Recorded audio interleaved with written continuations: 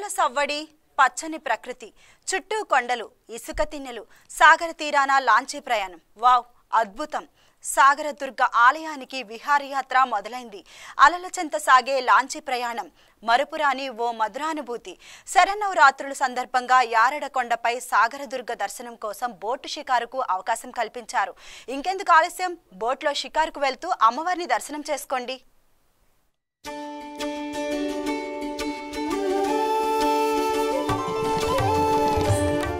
ఓవైపు విశాల బంగాళాఖాతం, మరోవైపు చుట్టూ కొండల మధ్య ప్రశాంత వాతావరణం.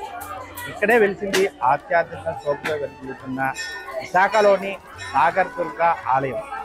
విశాఖ పోర్టు నుంచి బోటు ద్వారా ఈ ఆలయానికి చేరుకోవాలి. శరన్నవరాత్రి ఉత్సవాల్లో భాగంగా ప్రత్యేకంగా పోర్టు ఆధ్వర్యంలో బోటు ద్వారా ప్రయాణం చేస్తుంటారు భక్తులు. అయితే నిత్యం 365 రోజులు ఇండియా ద్వారా వెహికల్ ద్వారా రావచ్చు, కానీ ప్రత్యేకంగా బోటు ద్వారా ఈ అమ్మవారిని దర్శించుకోవాలి, బోటు ప్రయాణం చేస్తూ ఈ టెంపుల్కి రావాలంటే కేవలం శరన్నవరాత్రి ఉత్సవాల్లోనే ప్రత్యేకంగా ఈ బోటు ద్వారా భక్తులకి ఏర్పాటు చేస్తూ ఉంటారు. అసలే అమ్మవారి ప్రత్యేకత ఏంటి, అమ్మవారు ఎప్పుడు వెలిసింది, ఈ యొక్క ఆలయంలో ఉన్న ప్రత్యేకత ఏంటో వైకే న్యూస్ ద్వారా ప్రత్యేకంగా చేస్తారు. ప్రకృతి అందాలకు నెలవైన విశాఖలో కడలి తీరాన సాగరదుర్గ సన్నిధి దసరా శోభతో అలరారుతుంది. ఆలయ ప్రాశస్త్యం ఒకెత్తు కాగా కళ్ళను కట్టిపడేసే ప్రకృతి సౌందర్యం మరో ఎత్తు. ఏరియల్ వ్యూ పాయింట్ నుంచి ఓవైపు పోర్టు అందాలు, మరోవైపు నగరం, ఇంకోవైపు యారాడ బీచ్ భక్తులకు కనువిందు కలిగించే దృశ్యాలు. పోర్టు నిర్మాణ సమయంలో చేపట్టిన తవ్వకాల్లో కాంట్రాక్టర్కు శ్రీచక్రం లభ్యమైందని, అమ్మవారు కలలో కనిపించి కొండపై ఆలయం నిర్మించమనడంతో 1969లో పోర్టు అధికారులు గుడి కట్టించారని చెబుతారు. సాగరంలో దొరికిన అమ్మవారు కావటంతో సాగరదుర్గగా ప్రసిద్ధి. జై భవాని. సర్వమంగళ మాంగళ్యే దివే దర్భార్థదారకే శరణ్యే త్ర్యంబకే దేవే నారాయణి నమోస్తుతే. విశాఖపట్నంలో వెలిసి ఉన్నటువంటి పోర్ట్ ఏరియాలో వెలిసి ఉన్నటువంటి శ్రీ సాగరగిరి కనకదుర్గ అమ్మవారి యొక్క శరన్నవరాత్రి మహోత్సవాలు జరుగుతున్నాయండి. 22వ తారీఖు నుంచి అక్టోబర్ 2 వరకు జరిగేటువంటి మహోత్సవాలు శరన్నవరాత్రి మహోత్సవాలు. ఈ అమ్మవారు వెలిసినటువంటిది సముద్రంలో వెలిసినటువంటిది. విశాఖపట్నం పోర్ట్ ఛానల్ డెవలప్మెంట్ టైంలో రాళ్ళు ఇసుకతో పాటు వెలిసినటువంటి మూర్తి ఈ సాగరగిరి కనకదుర్గ అమ్మ. దశమి అయినటువంటి ఏకాదశి రోజు అమ్మవారు వెలిసినటువంటి ప్రదేశమైనటువంటి సముద్రంలో బోటు మీద తీసుకుని వెళ్ళి సముద్ర జలాలతో అభిషేకం చేసి అర్చించి తిరిగి యథాస్థానానికి తీసుకురావడం అనేటువంటి జరుగుతుందండి. ఈ ఉత్సవాలు అనేటట్లుంటే మాత్రం ఉదయం 5 గంటల నుంచి సాయంత్రం 6:30తో సప్తనేత్రహారతితో పరిపూర్ణంగా పూర్తవుతుంది. బోటు మీద ఎంజాయ్ చేసి చాలా జాగ్రత్తగా పంపించారండి. లైన్ ప్రకారం పంపించారు, అందరినీ జాగ్రత్తగా దించారు. దించేటప్పుడు కూడా జాగ్రత్తగా దించారు. కూడా హ్యాపీగా అయ్యిందండి. తోపులాట అది ఏమీ లేదు, చాలా బాగుందండి. ఇదే నేను ఫస్ట్ టైం రావడం అండి, చాలా ఎంజాయ్గా ఉందండి. యారాడ కొండపై సముద్ర మట్టానికి 125 మీటర్ల ఎత్తులో ఉంది సాగరదుర్గ ఆలయం. నిత్యం ధూపదీప నైవేద్యాలతో కలకలలాడాల్సి ఉన్న సరైన రవాణా సదుపాయం లేక కేవలం దసరా సమయంలో మాత్రమే భక్తుల సందర్శనం కల్పిస్తున్నారు. ఈ 10 రోజులు ఆలయ నిర్వాహకులు బోటు సౌకర్యం ఏర్పాటు చేశారు. నవరాత్రి ఉత్సవాల సందర్భంగా అమ్మవారు విశేష అలంకారాల్లో దర్శనమిస్తున్నారు. ఆలయం ఉదయం 4:30 నుంచి రాత్రి 8:30 వరకు తెరిచి ఉంటుంది. ఉదయం 4:30కు అమ్మవారికి పంచామృత అభిషేకాలతో ప్రారంభమై రాత్రి నక్షత్ర హారతితో ముగుస్తాయని ఆలయ ప్రతినిధి తెలిపారు. ఈ శరన్నవరాత్రులు 9 రోజులు అమ్మవారికి పోర్ట్ ఆధ్వర్యంలోనే నడిపిస్తున్నామండి.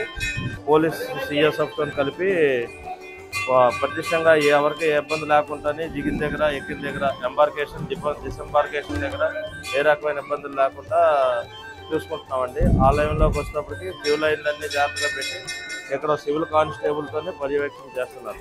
ఆలయ చరిత్ర 1971లోనే అమ్మవారు సముద్రంలో దొరికారండి. అప్పటి నుంచి కూడా 75లోని టెంపుల్ నిర్మాణం జరిగింది. అప్పటి నుంచి అమ్మవారి పూజలు అలాగా కంటిన్యూస్గా అందుకొని 365 రోజులు గుడి ఇప్పుడే ఉంటుంది.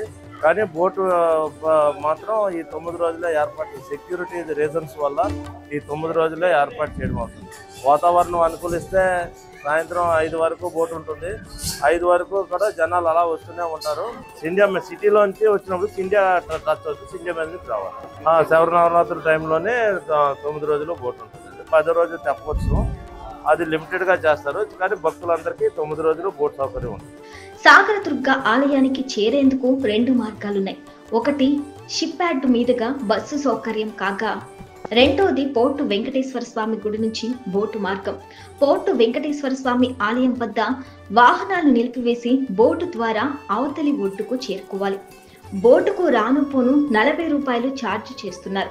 అక్కడి నుంచి గుడికి 2 కిలోమీటర్లు ఉంటుంది.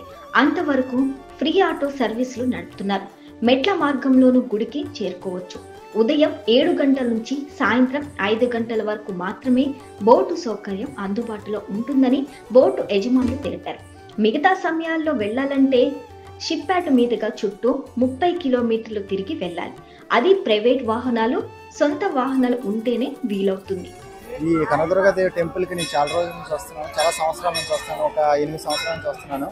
ఇక్కడ ఏర్పాట్లు అప్పటి మీద ఇప్పుడు చాలా బాగున్నాయి, ప్రజలకు అన్ని అందుబాటులో ఉన్నాయి. అదేవిధంగా ఇంకొద్ది డెవలప్ చేస్తే ఇంకా చాలా మంది కూడా వస్తారనుకున్నాను.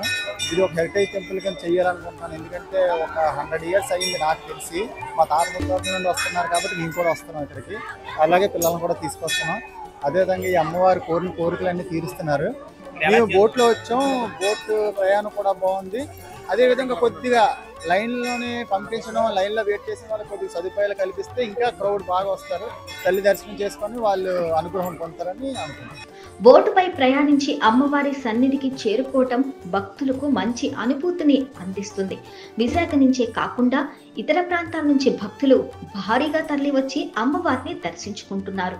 కోరిన కోరిక తీర్చే అమ్మవారిగా ఈ సాగర్గిరి కనకదుర్గ ఏదైతే ఆలయం ఉందో దీనికి ఎంతగానో ప్రఖ్యాతగాంచిన ఈ ఆలయంగా మనం చూసుకోవచ్చు. విశాఖలో సింహాచలం కనక మహాలక్ష్మి ఆలయం ఎట్లంతా భక్తులతో నిత్యం కూడా సందర్శిస్తుంటారో అదే మార్గంలో ఈ సాగరదుర్గ ఆలయాన్ని కూడా భక్తులు భారీగా విస్తూ ఉంటారు. అయితే శరన్నవరాత్రి ఉత్సవాల్లో భారీగా అమ్మవారిని దర్శించుకునేందుకు బారులు తీరుతున్న అంశాన్ని మనం చూడవచ్చు. మరోవైపు నిత్యం కూడా సింధ్యా ద్వారా అనేక మంది అమ్మవారిని దర్శించుకునేందుకు బారులు తీరుతుంటారు. అయితే ఎవరైతే అమ్మవారిని దర్శించుకొని కోరుకుంటే ఖచ్చితంగా వారు కోరుకున్న ప్రకారంగా వారి జీవితంలో ఎన్నో అద్భుతాలు చూస్తారని చెప్పేసి అమ్మవారిపై అపార నమ్మకంతో అమ్మవారిని దర్శించడానికి కూడా భక్తులు వస్తున్న అంశాన్ని కూడా మనం చూడవచ్చు.